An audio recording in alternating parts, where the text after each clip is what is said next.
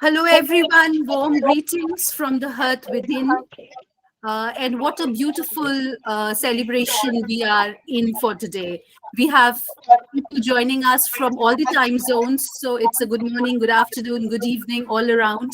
And we are very grateful that the person who has brought us all together here is none other than Anita Nahal, whose fourth collection of poems, Kisses at the Espresso Bar, we are celebrating here today. We are very, very grateful to have a very grand panel of poets, writers, artists, editors with us.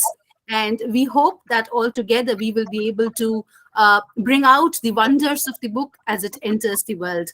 Thank you very much, each of you, for being here today and for joining us in this joyous celebration. So without further ado, I would like to call upon Professor Jaydeep Sarangi, who coordinates the Hearth Within with me, to talk about this particular evening and how happy we are to have you with us. Over to you, Jaydeep, sir. Thank you. And really lovely to see this gala platform for Kisses at the Espresso Bar, Anita De's latest collection. And Anita Dee needs no introduction. The daughter of great writer Chaman Nahal is very daring in the power of positive feelings, full of practical wisdom and simple truth of life's process in a language which is inviting, sensuous, and persuasive. We are held by fresh, insightful sessions of poetical delight in this particular book. Poems in these collections are free flow of emotions and longings attached with people, places, landscapes, things, presences, and absences. She goes back and forth by summoning the sessions of sweet silent thoughts and empathy to the marginalized. What a beautiful occasion to celebrate and uphold the spirit of poetry. Anita Dee, thank you for giving us an opportunity to hold this particular book to be released in on this platform of Hearth Within. On behalf of Hearth Within, I welcome you all for the spirit of poetry, poetry to change the world for a better place. Poems in this collection are 38 poems that go with the images in the book are a collage of personal and universal emotions, feelings, and perspectives the poet keeps close to the heart and the spirit. And what a delightful book that we have gone through because it contains images by 7 artists from around the world. And the artists inspired the poet, expanded her horizons vastly. And in the preface, Anita writes, being a visual learner, I hold a deep fascination in creating poetry with art. The poems in these volumes are like the pieces of artwork representative of the real, surreal, layered with the world in which we reside. And Anita in the preface quotes John Keats' Grecian urn. In some of the poems, I speak to the objects, giving them a direct voice. What a beautiful way to start the collection. The eyes of the Valentine, eyes are generally wise, lived eons flying on the ancient prayers, lived with you, with me, in me, and outside like old sages. They are knotted, pignut, walking sticks, snoring on their side, knowing more than them. Eyes of the storm, sometimes they sit in the periphery, quite singular, floating around a lazy cacto fish, so lazy, mistaken for dead lips. Love or in love can seem to make them sit together without fidgeting, without sneering at each other or smirking at me. They like to wear matching clothes, throwing up desires, dreams, assumptions, deductions, operational gumptions, twins without a joint mission, twins without feeling emotions of the other, twins on the rocky pendulum. Draupadi and Kunti is a very interesting poem, and also I am moved by the poem The Middle Path. Evolving humans often lurk in Buddha's middle path, eyes downcast, not open or daunting like others in the Himalayan tigers on the hunt for food, hunger, thirst, and stop encroaching, gaze out. Kisses at the Espresso were title poem, all dressed out, high heels ticking between hide, membranes, cloth, barely touching, just hinting. Hundred of my fabric material cloth, and many poems are in gender gaze. If art had not been a mother, the woman clings, and clings. Chipko woman in the thick. Chipko is a forest preservation movement which began in India in 1973. Beautiful paintings, and most beautiful of the paintings, and many of the painters are here in the platform. Thank you for wonderful contribution to the book. And page 60, to support the theme of ecofeminism, The Flame of the Forest by Madhumita Sinha. Anita Nahal's poems are flame and escape, light and shadows, seemingly in an animated conversation with the self.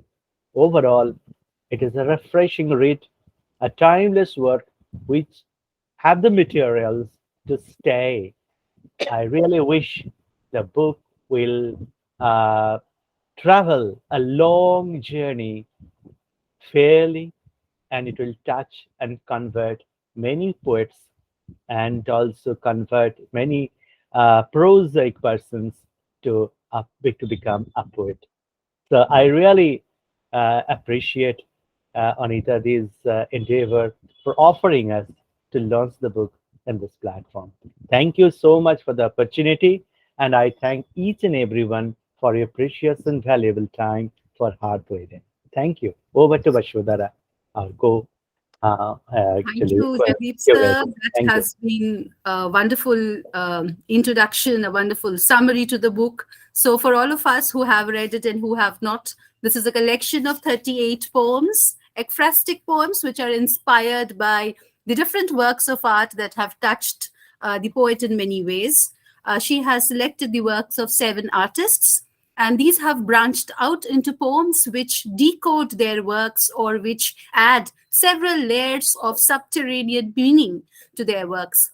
We are very delighted that we have a grand panel for discussing this wonderful book, for bringing out the various elements that are contained within it. And I think Professor Jaydeep Sarangi has more than made a great introduction to the book by talking about the various facets. I would therefore begin this discussion session by inviting Cyril Dabydeen. Cyril Dabydeen is the Ottawa Poet Laureate. He's the novelist and author of Drums of My Flesh. Cyril has written a wonderful blurb for this book, which appears on the book cover, where he says that a voice like Anita Nahal's enthralls as she makes the ekphrastic form her own in speaking to and about visual objects. So, Cyril being here, we would like to hear in his voice his opinions on these poems. So, welcome, Cyril Dabydeen, and over to you for your ideas. Thank you, Basudara. Can you hear me very well? Yes, perfectly, Okay, thank you, perfectly. because I have borrowed somebody's laptop, and that's what I'm using. Um, First of all, thank you, Jaydeep, for your excellent words. And I want to congratulate Anita for her wonderful book, of course, and to echo some of the words I used in the in my blurb, that I think that Anita has brought surrealism to another level, what she constantly imagines and reimagines. And I did see some of that when I nominated her for her first book, What's Wrong with Us Kali Women, for the British magazine Ars Notaria. I want to touch slightly, Basudara, on Anita's provenance, which she mentions in her preface, that where she grew up in Delhi, time she spent with her parents at Connaught Place. And I have been to Delhi, and I've been to Connaught Place, and I smiled when I read that.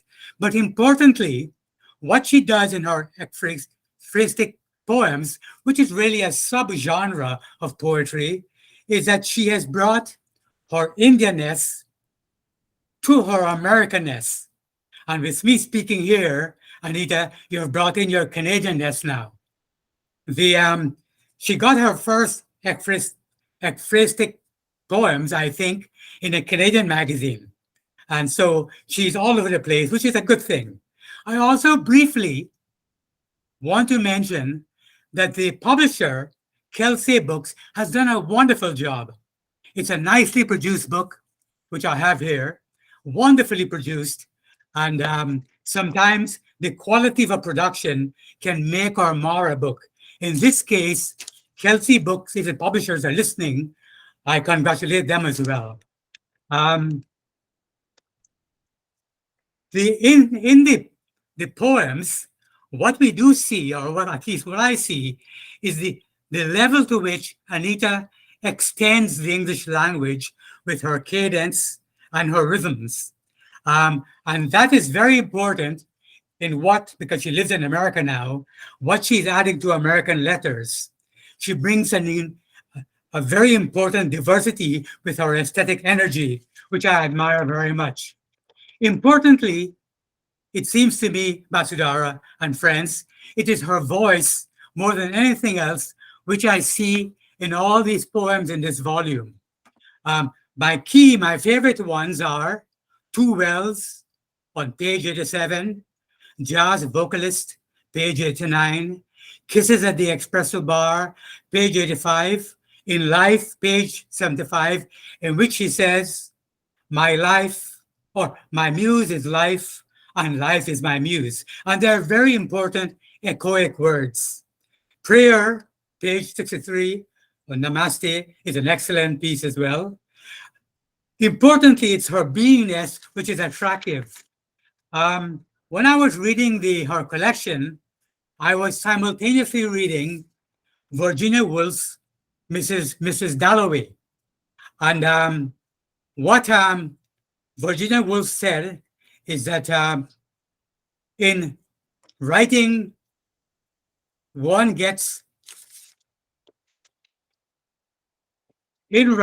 it is what we see what a writer does with language, with words, how she stretches, contracts, and distorts a regular meter in her prose poems. And for that, again, I want to congratulate her very much. Over to you, Basudara. Thank you, Cyril. That was a fabulous way to contextualize Anita Nahal, both in the Indian writing scenario and in the Canadian American writing field. So that was wonderful, and the way you talk about her voice, which is of course very central to, I believe, even her former collection. What's Wrong with Us Kali Women, where she insists on a voice not just for herself but also for every woman, particularly of this new generation. So thank you very much for bringing her voice into context. And from Cyril, we move over to Gerrit, who has been a very thorough reader of Anita Nahal's work, and I have heard Gerrit on her work many times before. So Gerrit is a professor of sociology at Utrecht University and a wonderful writer himself. I invite Gerrit to comment on this collection. Over to you, Gerrit. You have to unmute. Can't hear you. Now I'm on mute, yes, right? Yes. Okay, so let me say, thank you for poetry. Thank you for the universal appeal that brings people from all different places and experiences together in the voice of the poet. And in that sense, I would also say, thank you, Anita Nahal, because for me, it is a very personal volume. Every actually volume you produce, I find it actually more personal somehow. It is as if you are moving away from, say, the art into, say, the essence of what you're trying to bridge and to bring to us together. So many of these kind of, and it is indeed like the aphrastic prose genre. It is very kind of how do you call that?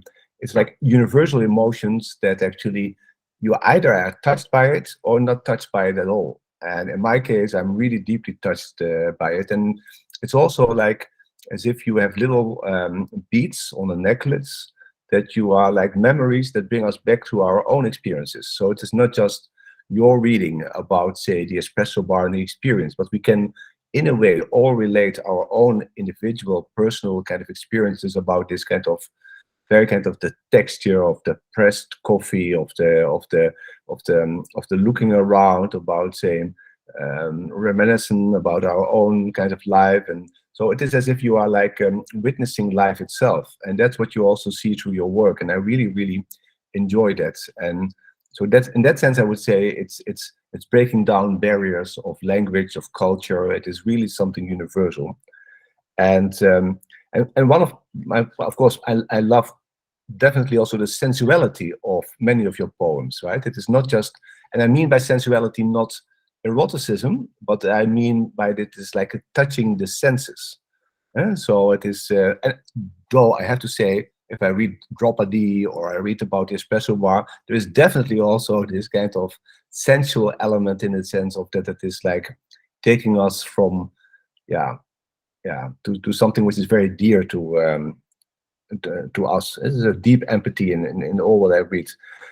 What I like very much is actually one of my favorites is actually about, let me see, what it was like, of rainbows and jellyfish.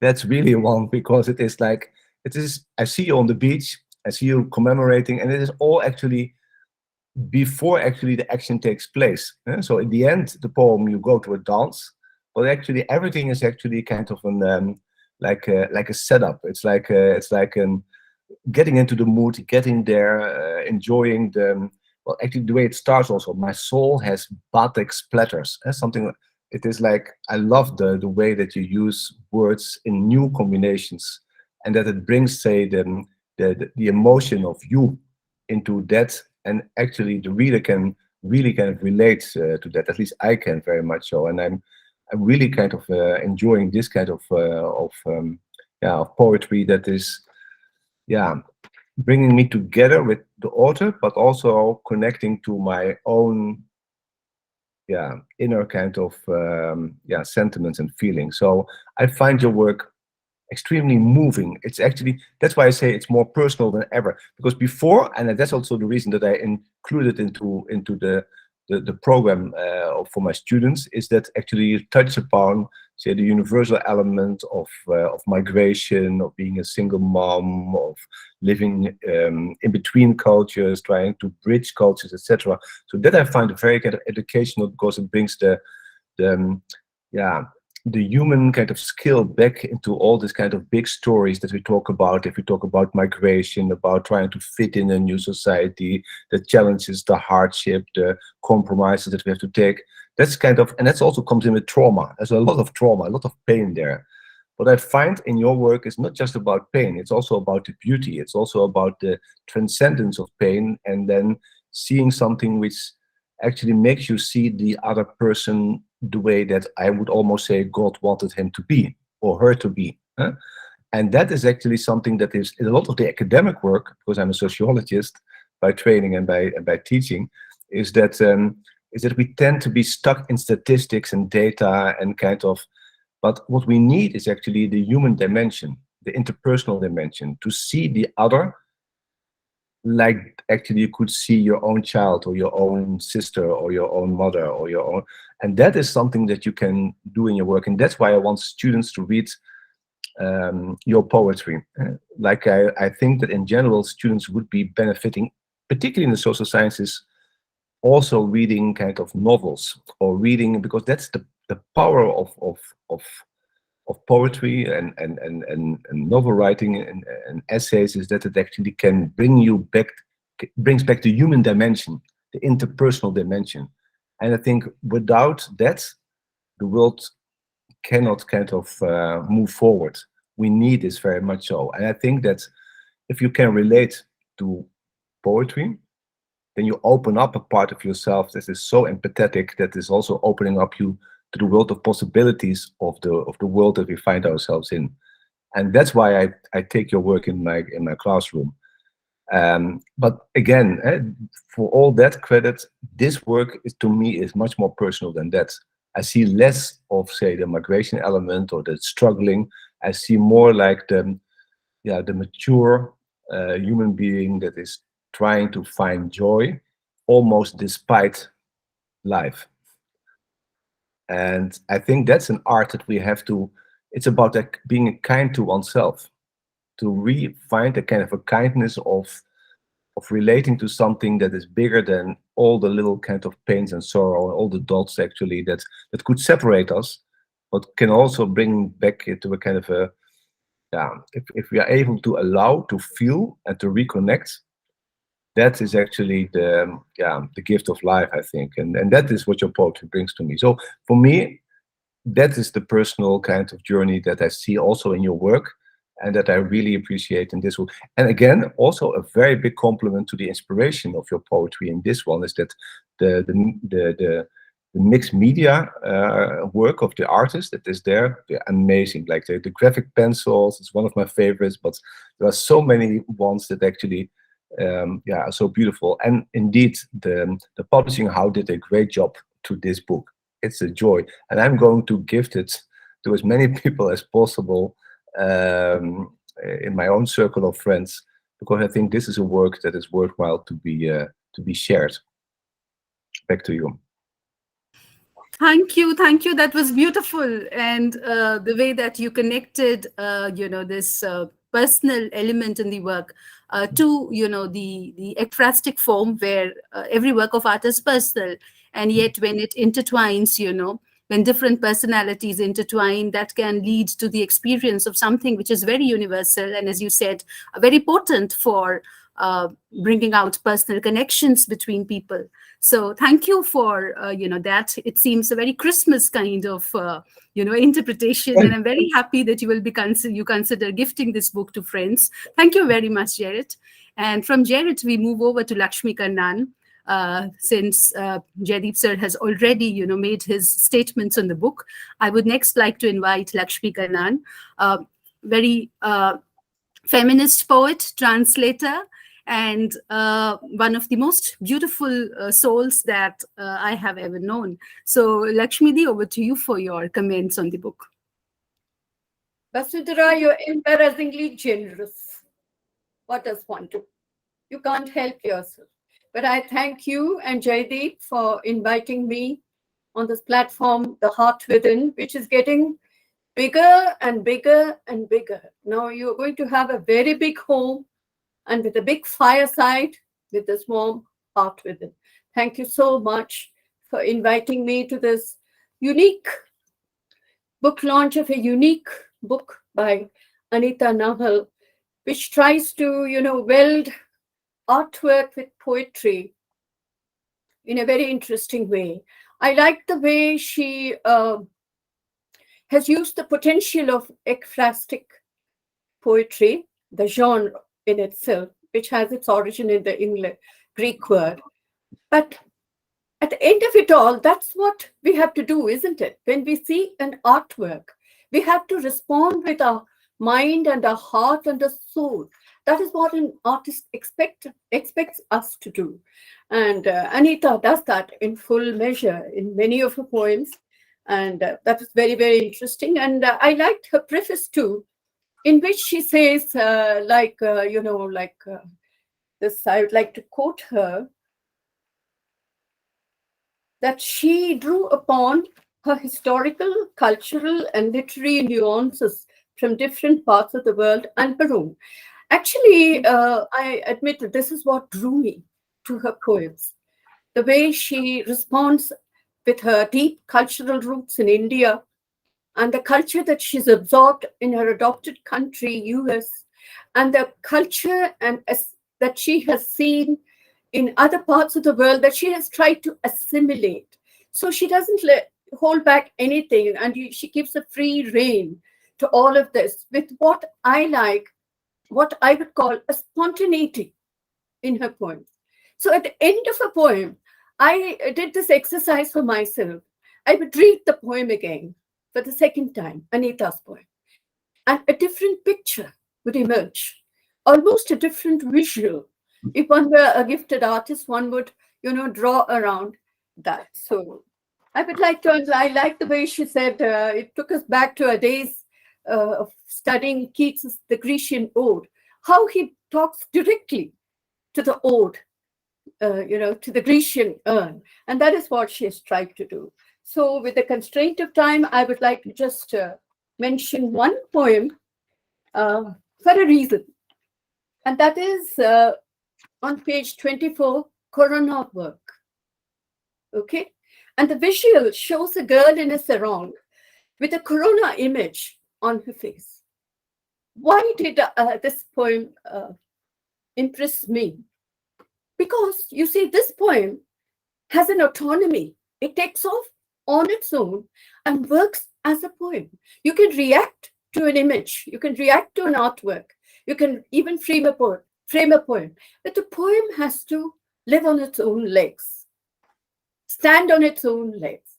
And this poem works very well for me in the way she manages her mood and her tone for the theme of Corona. And it resonates with most of us here who have lost our loved ones, our friends, our family, particularly during the second phase of the pandemic. I will close by sharing a few lines from this because I am very eager to see the reading also.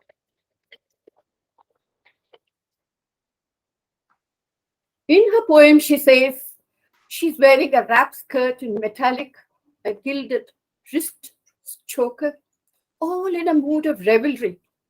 People are ready to tango. Next morning is fresh, like a newly plucked tangerine. As I sip the juice, the phone rings. Corona took him. The residue of the booster in my arm hurts. But it's a new day.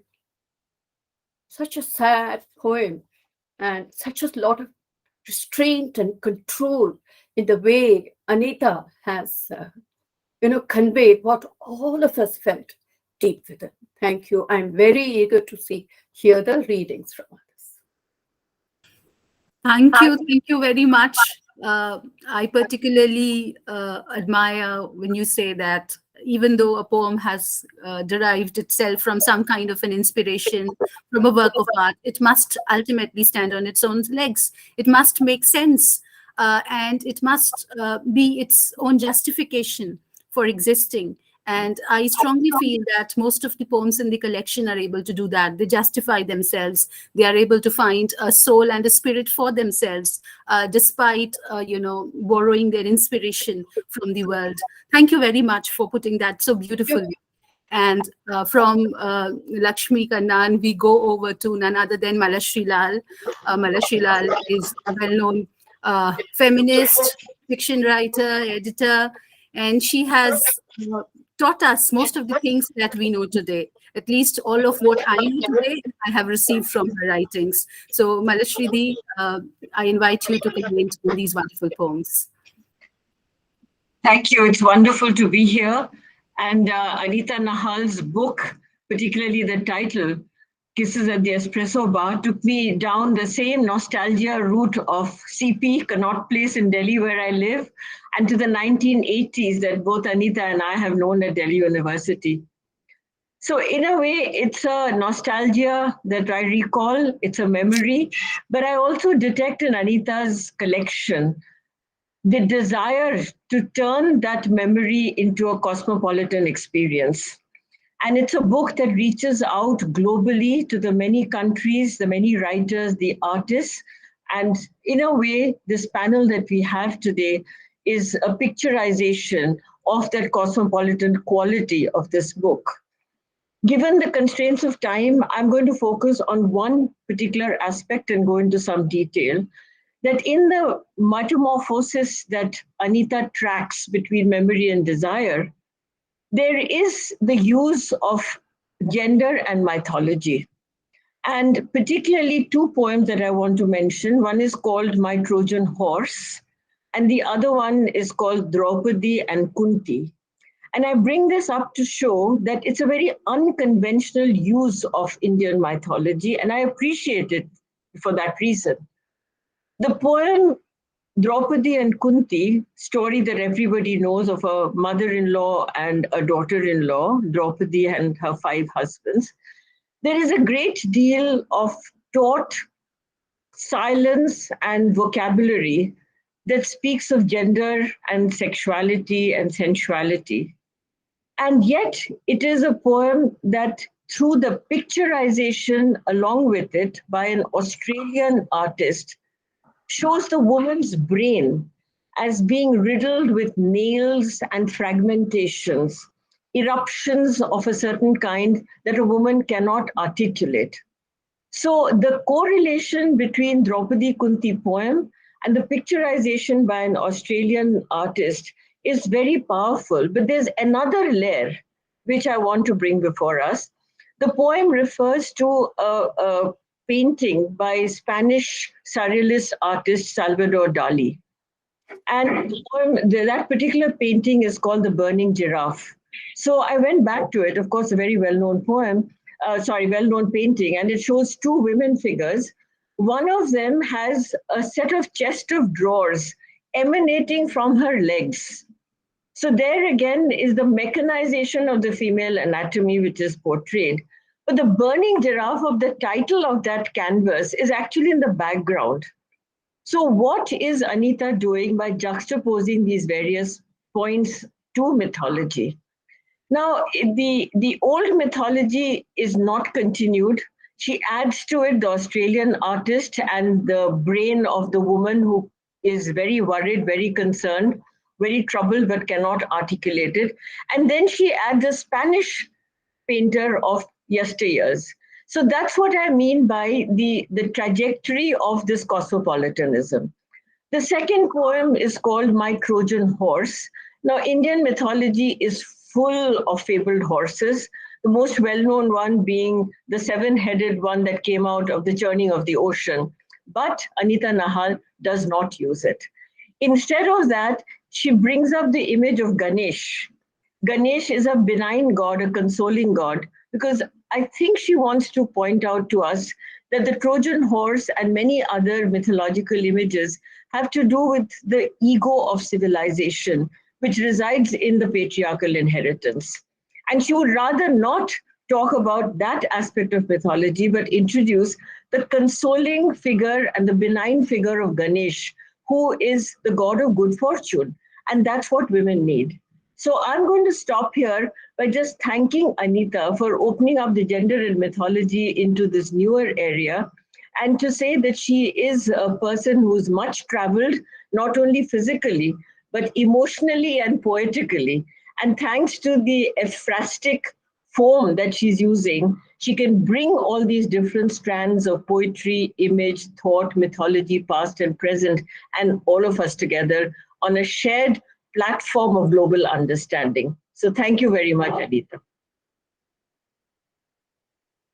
Thank you very much, Professor Malashri Lal, for bringing in that angle of gender and mythology. For someone like her who has worked extensively in mythology, we were probably expecting a treat like this. So thank you for bringing into comparison the form of the painting, the different mythologies from different parts of the world that you saw in interaction between the pages of the book, and for drawing our attention to that very vital aspect that needs to be remembered when we read the work of Anita Nahal.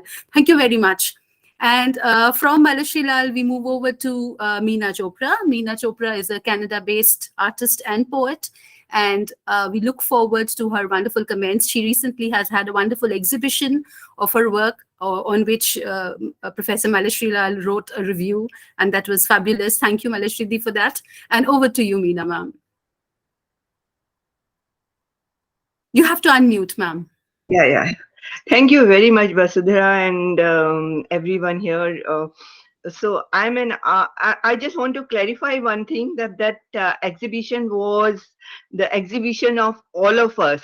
Malashri was also there, and many other, even Kannan ji was, she was there, even Anita was there. So it was not my exhibition, it was everybody's exhibition. It's curated So by yeah, you. yeah, I did try to bring some people together. So yeah, and as you said that I'm an artist, and thank you very much for bringing me here. I relate to Anita's poetic artistry very closely, not only because I'm a visual artist, but also because her down-to-earth symbolism that attracts me and fulfills my artistic and creative needs. To me, it seems that as a committed creative person, she is drawing her power from every little thing happening in everyday life. I see intensified emotions. I see a constant craving driven by an unknown desire for something which perhaps she also is exploring to realize. She's serious minded and lives in reality, everyday reality. She's deeply embedded in the real time. It seems as if these poetic words are an effective healer of the self as well. I would like to read a few lines from one of her poems, and I think it is the first one, if I'm not wrong. Baggage becomes dense, worn out, yet wheels are not ready to squeak and repose. I let the pointed peep toes of yesteryears go, switching to block heels instead. Lovely words. The entire poetic artistry is a journey, a search of the self through the variation of layers of objectivity to reach the subjective element. Though these poems are aphoristic, but I feel the symbols or the center point in each lovely painting are also evoking reading these images take their own shape, flight to create their own story. She takes her cue from the symbols of the artwork, and whole vista of imagination opens in front of you. These are not descriptive or illustrative poems in any way. They have their own personality, which starts giving another dimension to the artwork and makes the viewer see them in a new imaginative way. She finds her inspiration and recluse both in the power of symbolism. She has very powerful symbols. Symbols are just, I mean, amazing. And you have to just read and read, many times read a poem. So part of symbolism and the imagery of all kind. All of this makes her poems surrealistic, Irish, not exactly eerie, but kind of Irish because she's juxtaposing modern with old, and a lot of imagination is flying and fanciful as she lives in many worlds in a moment through the cross-cultural diversity of symbolism. All this comes across very vividly. I also like the way she collocates the old and the contemporary, juxtaposes the myth of East with West. You can find many examples, but then again, one of us said about Trojan horse. The night I pushed my Trojan into yeah, Mala said that. I really love these lines. The night I pushed my Trojan into Ganesha's care to be melted and reused is fall binding me to modesty. At times, one wonders whether these symbols are, this is my comment, these are conscious effort or they are just naturally flowing. I think I'll ask Anita it some about this sometime. They are just flowing down in her poems. Nevertheless, the overall effect is impressive. In yet another example, the poem also takes a leap over time, space, cross-cultural boundaries, and gives a feel of the kind of artistry of pop style, and finds a final recluse in the freedom of nature and its perennial dance. And I would like to mention few lines from this. I become a pair of new ballet shoes, yearning for love and wisdom. Saraswati is nearby. Shiva is not far away. Yin and yang sit on my eyelids. I fly out to the ocean, composed, collected in a plethora of perceptive, wispy blues, flamingo pinks, and satin peach hues. How beautiful.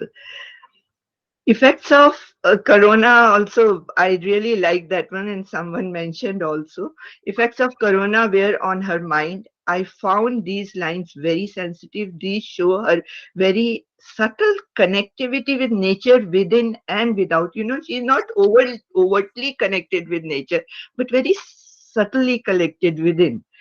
And she's in a wandering in modern, and then there are modern cityscapes that they come in, but they underneath it's nature. I'll just read out these few lines. From a new day, I see drizzle dripping cars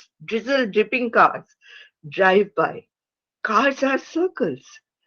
So that imagery of corona has come here also.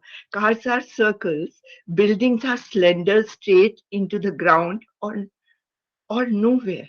Indigo grass is growing on thin lengths of reed. Chewing gum mouths move noisily. Tongues are fluorescent. I run helter skelter, opening all the doors till I see my bed neat and ready. I don't waste time. Let no haunts visit my dreams either. Next morning is fresh like a newly plucked tangerine. Maybe she was having a glass of juice at that time. As I sipped the juice, yes, the phone rings. Corona took him. Residues of the booster in my arm hurts.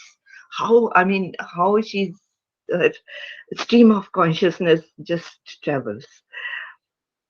But it's a new day. So, I can really go on and on, and I think I'm taking a bit of too much of time.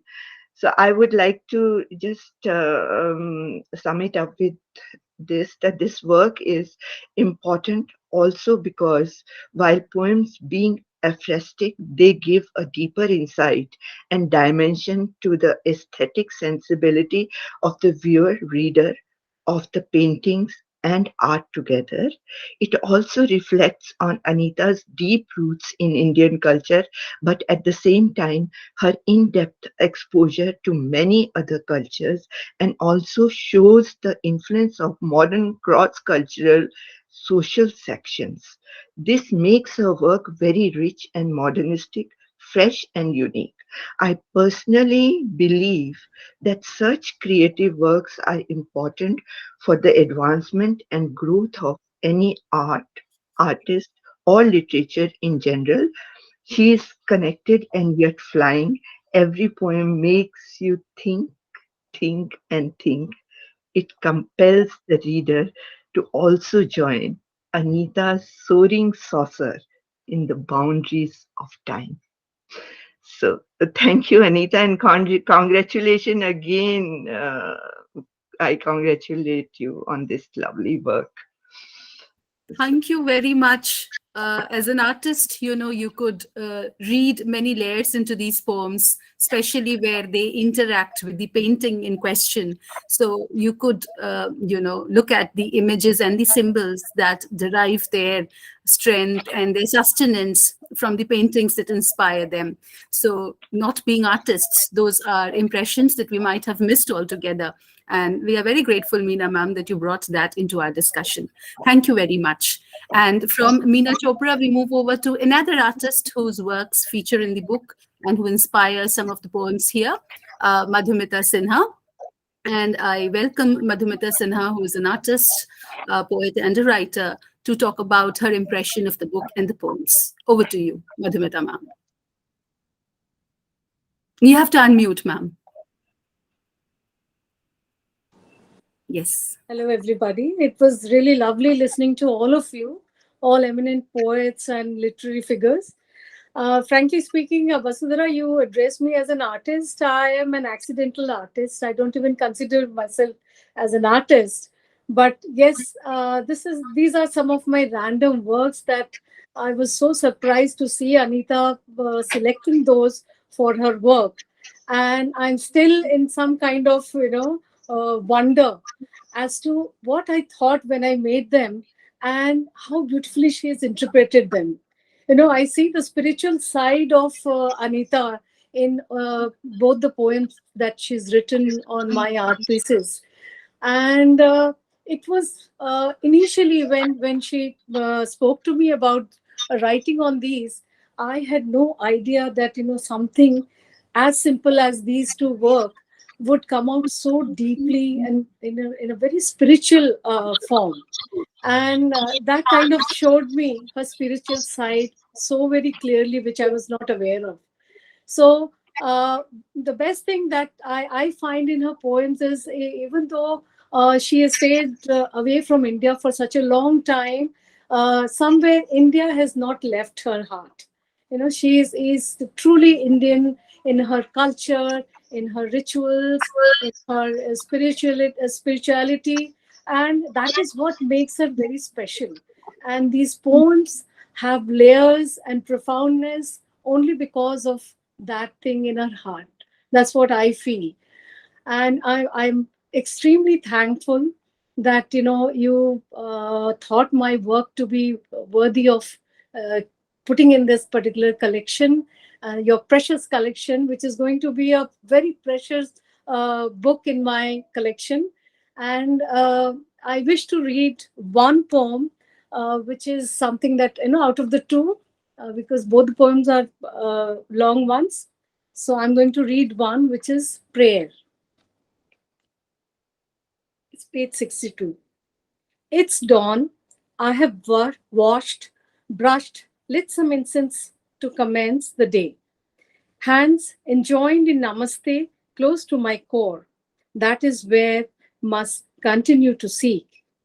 In the channels of conversation threading my conscience, threads are pure silk, betokening a possibility, a promise of not severing easily. Inside, I start the day with some yoga. Outside, the garbage trucks collect people's daily landfills for fabricating reclaimed land. Planet has more water, less land, more population, less civility. And then we sleep on some of that very reclaimed land. Sometimes it swallows us whole. Sinking chasms don't bother for life. Yes, we sleep on reclaimed lands. I also sleep on my reclaimed heart after you pound it flat like a thick piece of meat to cook it better for your taste. Yes, I live in my reclaimed heart. As it's throbbing, composed, pacific, clean, still mine. I took water and gave it life again. The garbage trucks have left. Little of the foul stench of our messiness trails behind. Sometimes a whiff tries to force itself through open doors, windows. I have trained to breathe in deep pranayama. How beautiful. And let out this hushy, gently urging, stinking whips out. As my yoga concludes, I bow in namaste over the incense smoke dancing in the kitchen shadows and urge some blessings towards life. Now I know, Anita, why you wanted those dancing smokes. and it's so very, profound and relatable, and I can see a direct connection, as if, just looking at my artwork, and even without reading your book, your poem, I know what you've written. It's so clear. So thank you so much to include my work in in your book, and I am delighted to be part of this elite panel. Thank you, everyone. Thanks, Vasudhara. Thank you, Madhumita ma'am. And when you say that, you are an accidental artist, I believe that all great artists are accidental. They never set out to become artists, and probably because they feel they are amateur throughout their lives, it is what animates their art. So you are an artist, and we are very grateful that your poems inspired Anita Nahal to create such, your works inspired Anita Nahal to create such timeless poems. So thank you very much for joining us and for reading out sections from that beautiful poem. Thanks, Vasudhara, for such kind words. Thank you so much. Thank you. And from Madhumita Sinha, we move over to Vijay Anandvijayan, who is joining us from the UK. A writer and a poet. He is also well known amongst us for being the editor of the well known magazine called The Confluence, which is indeed a confluence and brings us all together frequently. So thank you for being here with us, Vijay, and over to you for your comments on these poems. It's my pleasure to be with you all today. Thank you very much again, Anita and Vasudhara, for inviting me here today. As you all know, I'm a very latecomer for this literature world, especially for poetry.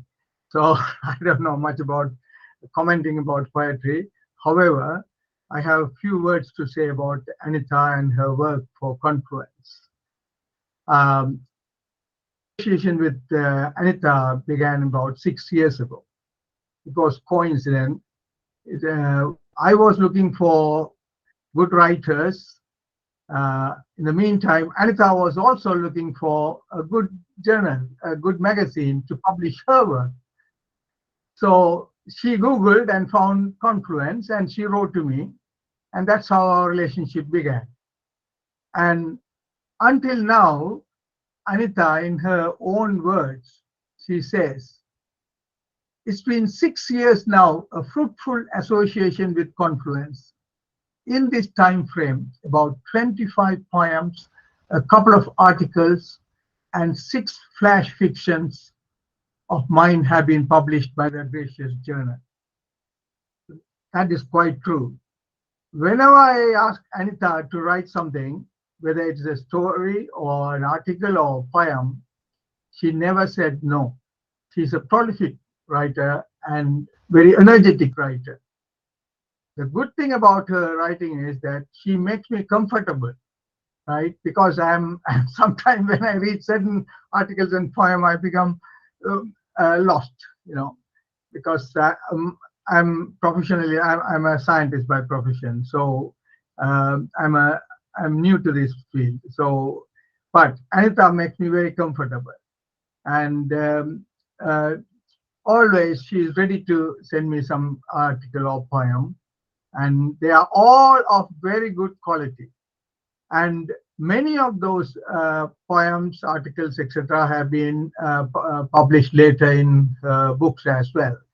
And she has once asked me to write a preface as well, I remember 5 years ago. So like that, so Anita has been an asset for Confluence, I should say here. And today, from this book, I picked up 2 poems, right? I wanted to read at least one of them. However, to my surprise, the previous speakers, Dr. Kannan and Jaydeep Sarangi, have taken them. The one, The New Day, about COVID and Corona, is a very, very good poem. And last night, before I went to bed, I read it and took some points to read today, but already 2 people have quoted them. So they have saved my time. So I better not to talk about it. So I don't want to take too much time, but I wish Anita very well in her creative journey and I hope she will produce many more poetry books, story books, and academic books as well. I wish you very well. Thanks again for inviting me for this on this occasion. Thank you. Thank you. Thank you, Vijay. Thank you. You are very right indeed when you say that she's an asset for Confluence. She indeed is an asset for everyone, she associates with. So we are very grateful that we could have you today amongst us. As Meenakshi ma'am was also saying, that we have met people and we have met each other on Facebook. We have interacted via emails, but it is wonderful to have this kind of a virtual get-together. Thank you very much. We move over now to the exclusive session for the reading of these poems. We had 3 readers scheduled, but I believe Anita ma'am, because Elizabeth was supposed to join us from Australia and it was 12:30 a.m. at her end, I believe she may be forgiven for not being with us here at the moment. So probably she did not notice the time. I was wondering whether she would make it at 12:30 a.m. So we will move over to Meenakshi ma'am. Meenakshi Mohan is a poet, is a writer, is an editor, a critic also. And Meenakshi ma'am, over to you for your perspective on the book and your reading of the poems. You are muted, ma'am. You are muted. Meenakshi ma'am, you are muted. You are muted.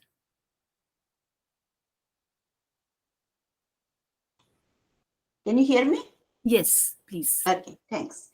Well, good morning, good evening, and good afternoon from whichever part of the world you are.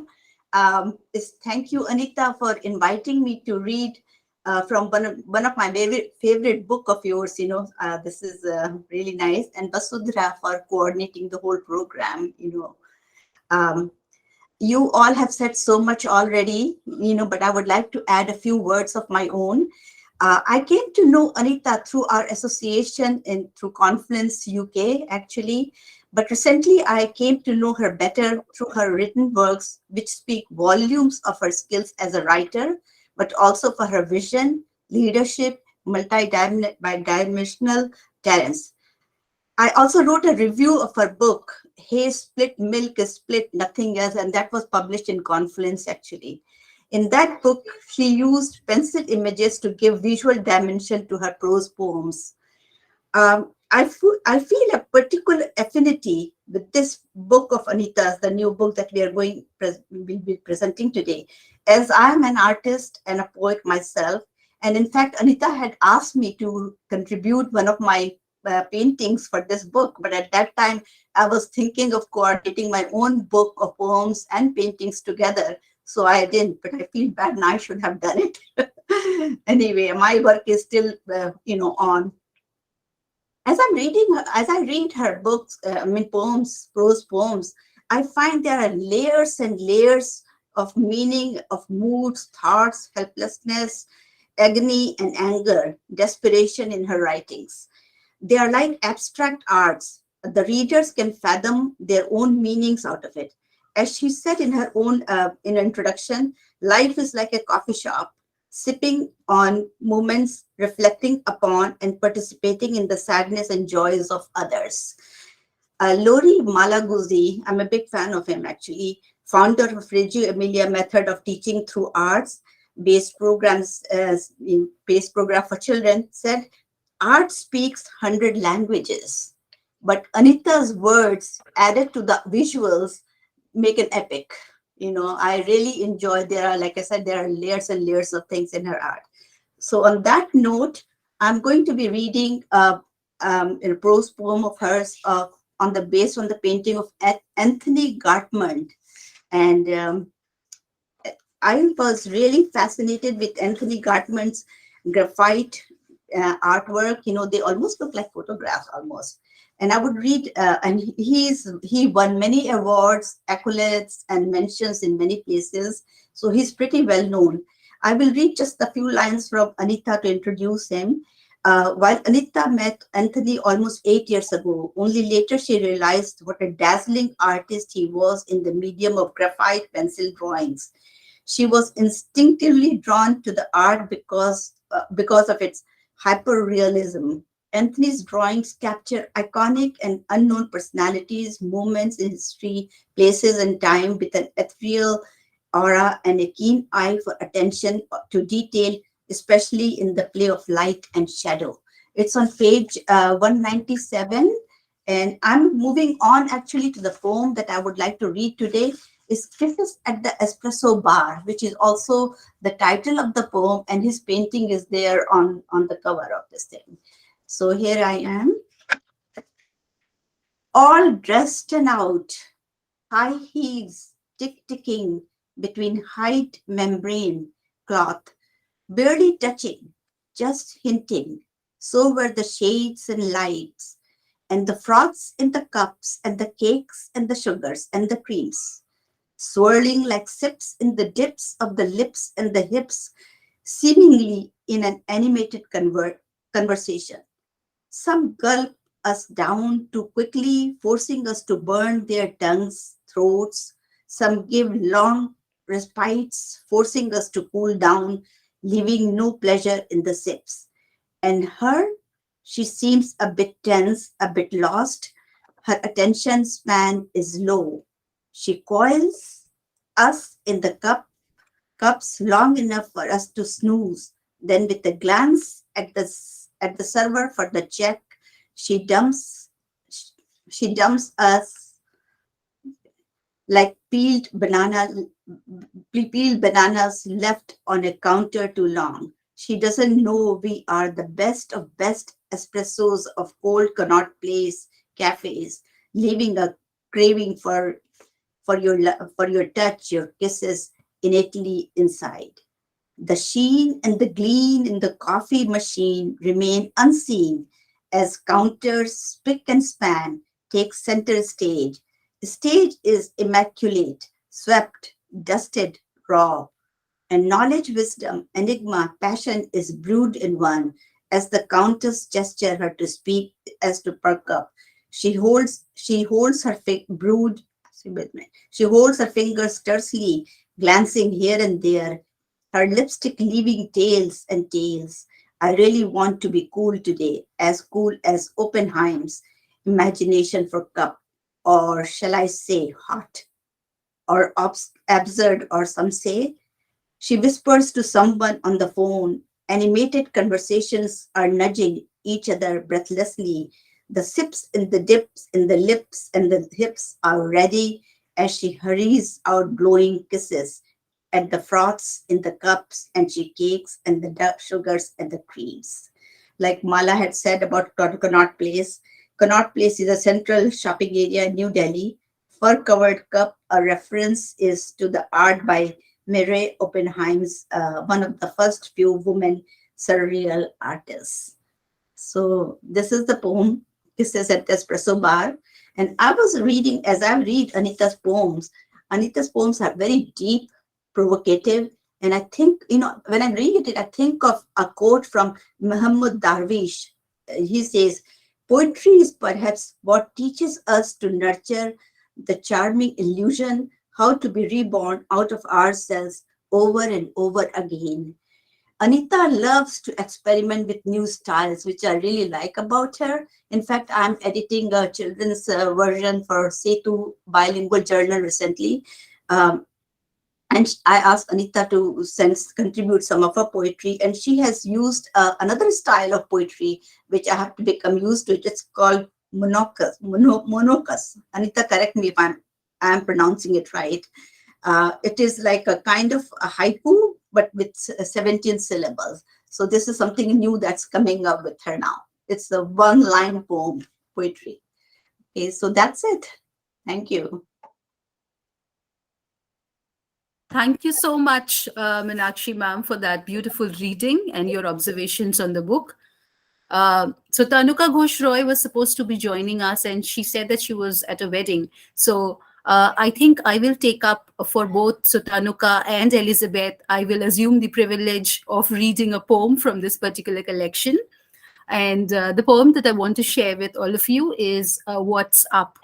And I just admire the ways in which, this very, very general phrase, what's up? So what's up?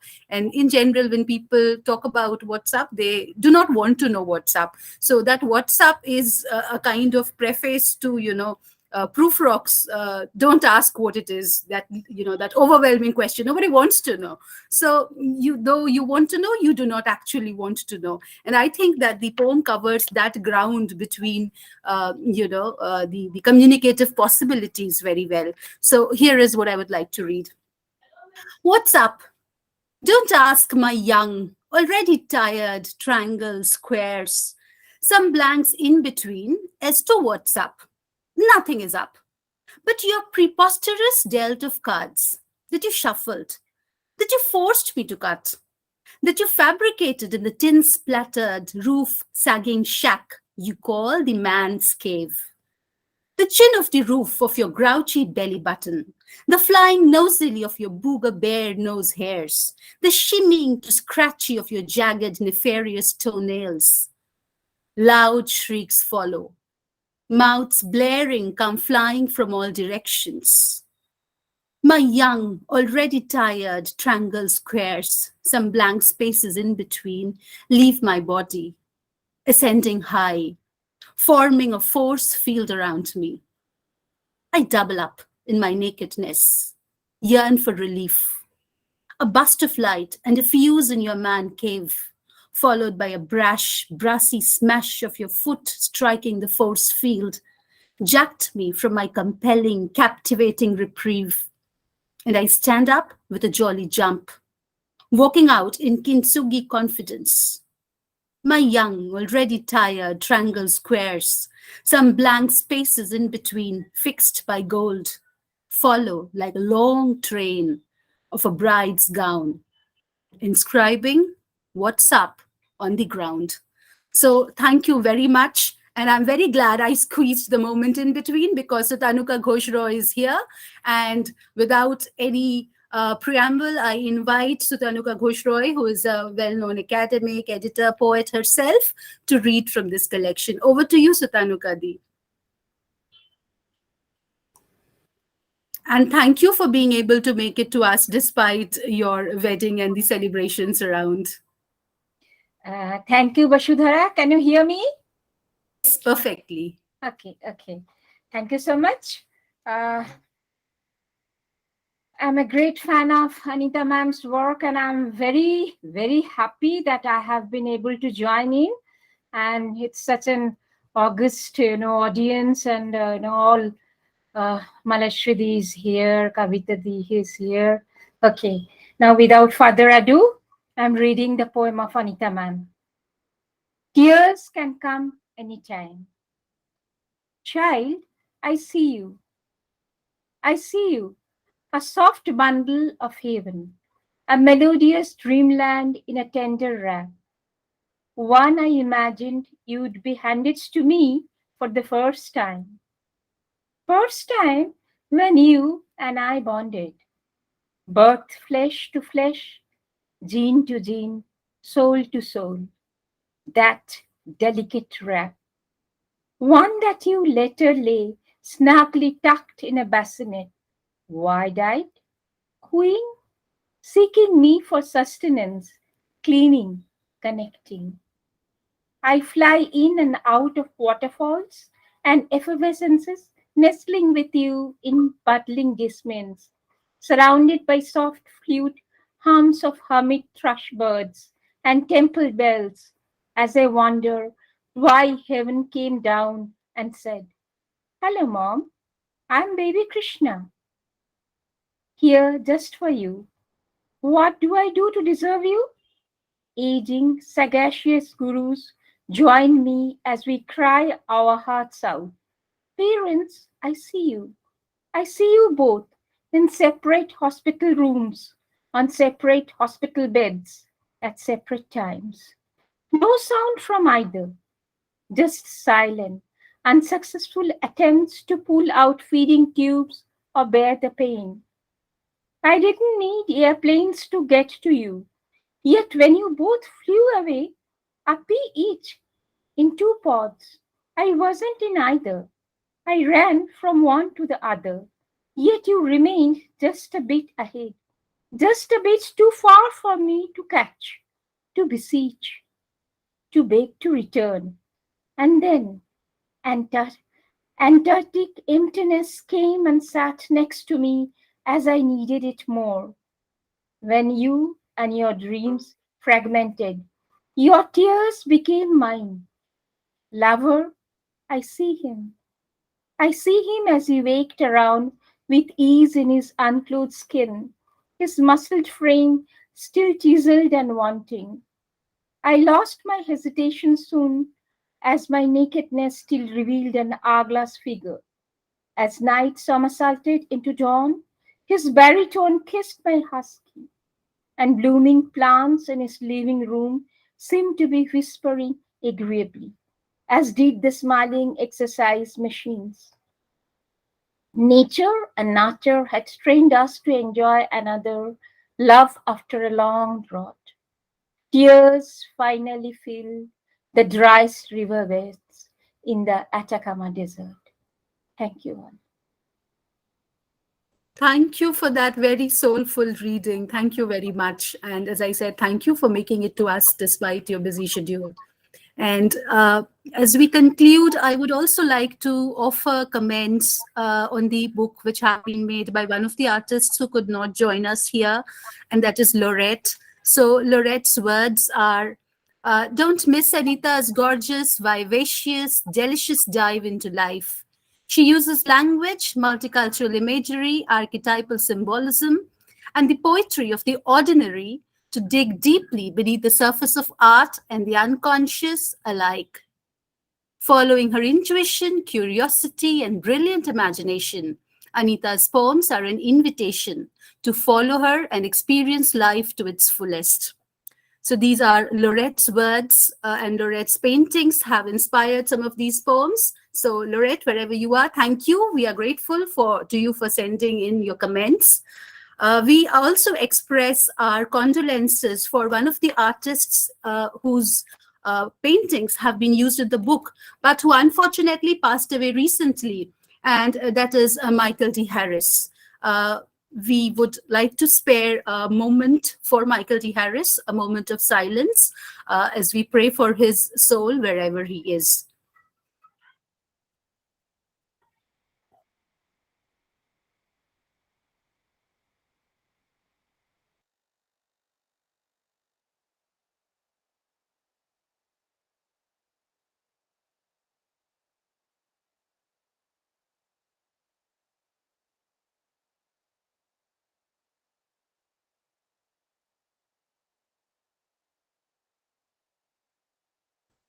Thank you, everyone.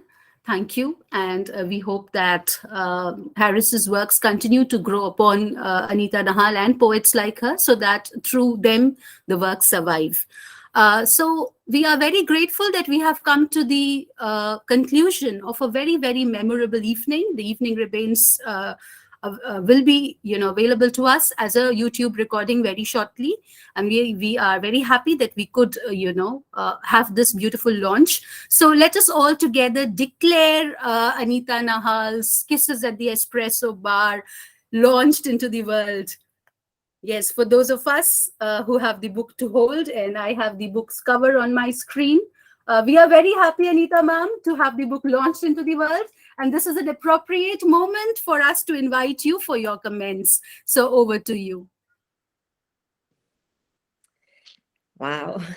I listened to all of you with awe and gratefulness. First of all, my thanks and gratefulness to Basudra and Jaydeep for organizing this event, and to everyone who joined in, who offered their comments, read the poems.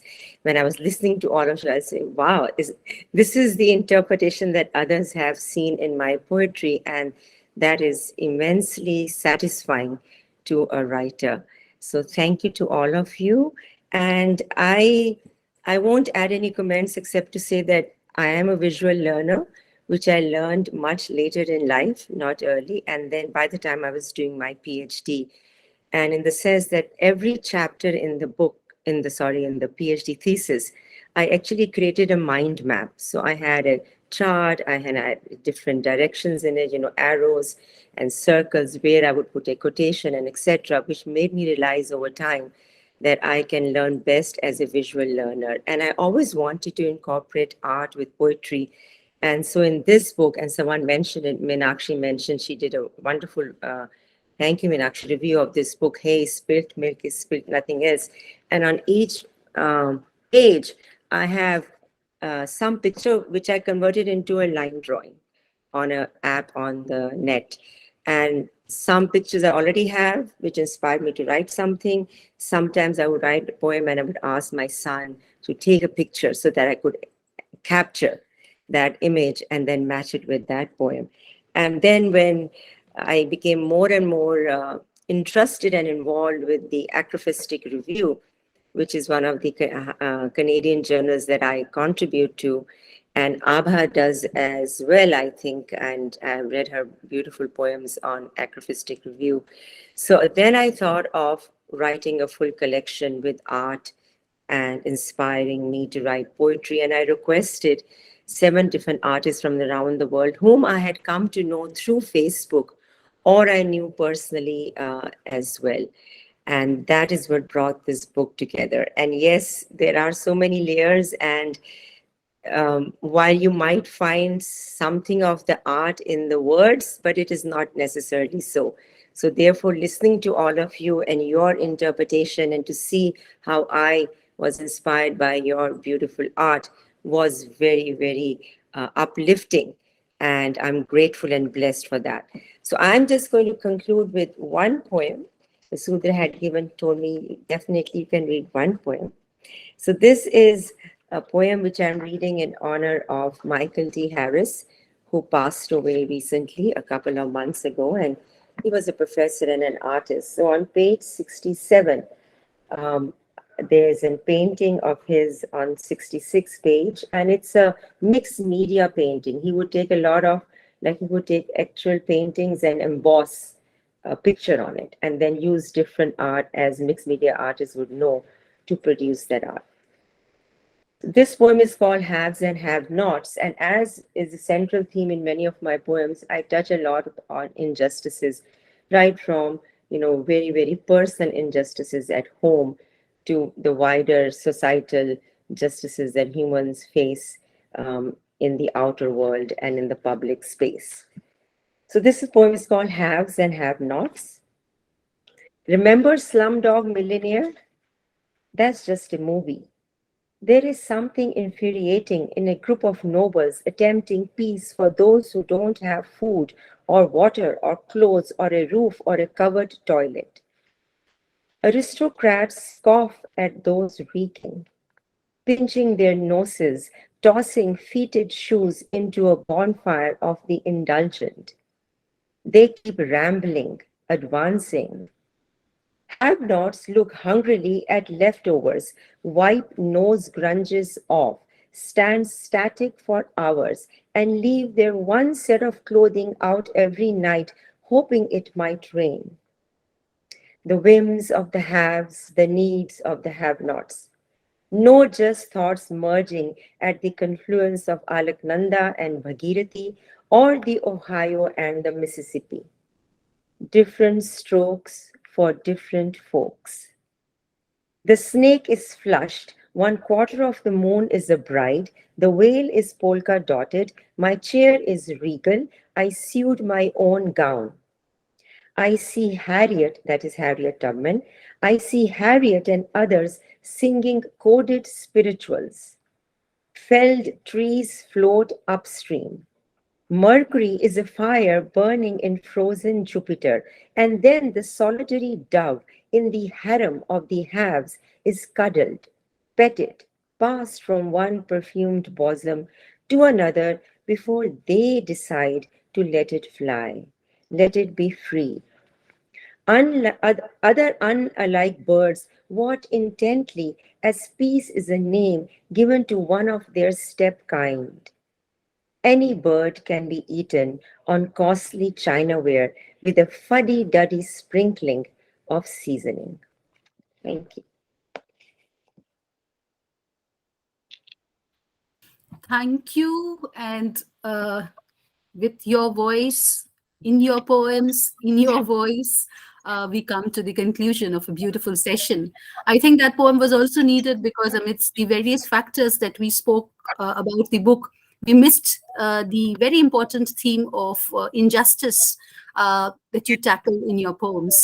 So I think that your reading of this particular piece also, foregrounded the idea of social injustice that you continuously battle in poetry in various ways. So, Meena ma'am, you had something to say? If we can have another poem, if there is time, from Anita, in Anita's voice. Yes, of That course. would Why be not? Why not? Anita Di, that's a request once more. Okay, So over sure, to you. sure. Then I will read My Trojan Horse, which many of the participants had spoken about. And this is inspired by the mixed media art of Loretta Lee Jacques, who is a Canadian artist and a writer. And this is on page 21. My Trojan Horse. Yes, we let our ego be center stage on occasions, and my ego became the Trojan horse. I myself constructed the Gulliverian prop, then willingly revealed the path to the sanctity of my comprehensions. It proved treacherous. I alerted my conscience that I wanted to be found hastily. Other horses standing at the flanks joined my Trojan with necks twisted, eyes massive and bolting, legs twined, tails growing from navels, mouths leering, hooves puffing, manes stiff like frightened quills fallen off a porcupine. Few human faces focus on the flight, unnerved. Rest are barren, nonchalant. As my Trojan fell on its back, the bulls came darting, poised for the final denunciation. I upturned my hands to face the sky, seeking arms of forgiveness. The bulls transformed into thousands of Ganesha, some airborne, some prancing, one sitting right near me, engrossed, observing my manifestations. I was able to walk away, ego bruised, subdued, ready to start anew. That night, I pushed my Trojan into Ganesha's care to be melted and reused as asphalt, binding me to modesty. Thank you so much. Thank you. Thank you very much. And we are very glad that you read out that particular poem because it had been discussed and brought, so interestingly into the discussion that we feel kind of quenched having heard it, having heard you read it. So thank you very much. We are very grateful. The Hearth Within itself, is lighted up by this very warm and vibrant confluence of voices. And I would invite Jaydeep sir to once again, deliver the formal vote of thanks. Jaydeep sir, over to you. Vasudha, I think Cyril has his hand up. Yes. Oh, yes, Cyril, yes. Basu, I want to thank you for doing an excellent job. And it's so nice to hear Anita read the pieces that I heard. I also want to say a friendly hello to our friend Vijay, who has published all of us in Confluence, a wonderful magazine. The Vijay, as a scientist and a professor from Netherlands, I just want to echo something about a surrealistic form, what the well-known Canadian writer Margaret Atwood said. And she said the following: poetry and fiction are reflections of the highest forms of human consciousness on how we live on Earth. Over to you. Certainly, of how we live on Earth. That's very important. That is what we must negotiate with every day. Thank you very much for bringing that to us. Yes, over to you, Jaydeep sir. Thank you. And what a brilliant session we had. It was almost a surrey of ideas of different colors and different combinations from the different backgrounds, looking into through different gauges into Anita's wonderful, wonderful collection. It contains 38 poems, but its span is so vast, and we, from different backgrounds and cultural and linguistic backgrounds, we interpreted it with an autonomic possibilities. And we explored the possibilities from different angles because many of us present here are professors of English. Many of us present here are cultural scientists, and many of us are editors. And actually, we are compiling poetry anthologies from different shores. It's wonderful to have you all together in this evening from India and different time zones and for different all of you. For many of you, you got up very early in the morning, and we have a very fascinating session for poetry, and we want to really live with poetry. And Bashudhara, you actually very well, organized. She organized things so well, and we banquet Bashudhara in poetry. And you have a real talent for flourishing poetry and uniting us through poetry. Thank you, all powerful minds, and thank you, Anita Di, for giving us an opportunity to release it through this platform. Thank you to wonderful artworks by the artists. I know many of us present here, none of us not present here. Someone, actually one has died, but the art remains. The interplay of possibilities between poetry and painting, that poetry is really talking pictures. And poetry is talking pictures, et pictoria poesis, et pictoria poesis. So it's a wonderful idea that Anita Di brought together. And she, as Cyril rightly mentioned, so many things actually wedded together into it. And so many layers of possibilities we could not touch upon in 1.5 hours time, even because we had given up an opportunity for 6 hours, 7 hours time, and it could be an extended session on Anita's poetry. Thank you for joining from different time zones, different backgrounds, and contributing to Hearth Within. We live for poetry. We will uphold the flag of poetry. Poetry for social change, for justice and unity. Thank you. We are Congratulations. Thank you. Thank you, Anita. Thank you all. Nice pleasure meeting you all. Thank you so Yeah, much.